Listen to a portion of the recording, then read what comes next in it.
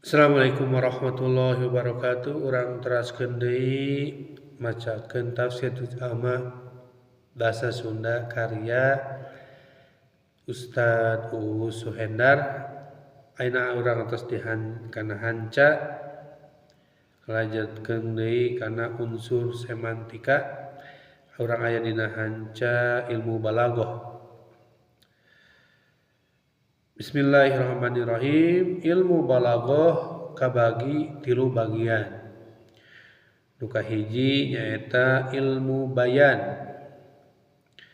Ilmu bayan mah ilmu anu nitenan karedaksian seperti ayat Tabat tiada Abil Lahab, cilaka 2 leungeun Abu Lahab. Naha anu cilaka teh leungeunna wungkul, awakna mah teu cilaka. Nah, ilmu bayan kaabus gaya basa majaz mursal.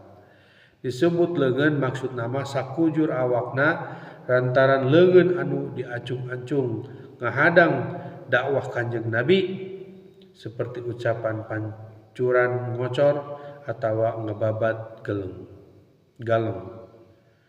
Eta gaya bahasa ngagunakeun majaz mursal.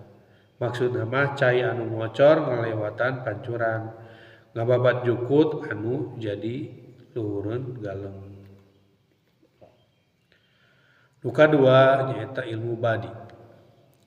Ilmu badi mah nitenan kaendahan basa jeung makna. Lamun dina basa Sunda mah sarimbak jeung ilmu karawitan. Perhatikeun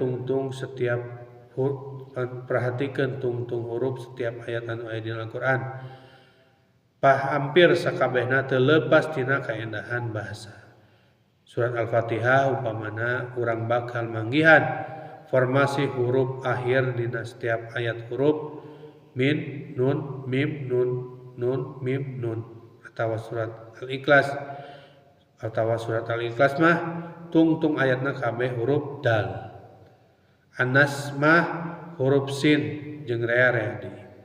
Dina kaendahan makna nalika Al-Qur'an Allah Subhanahu wa taala nerangkeun pamustrungan jalma anu doraka sok dituturkeun ku ngajelaskeun pangbalikan jalma-jalma soleh seperti dina Quran surat Al-Infitor ayat 13 dugi ka 14.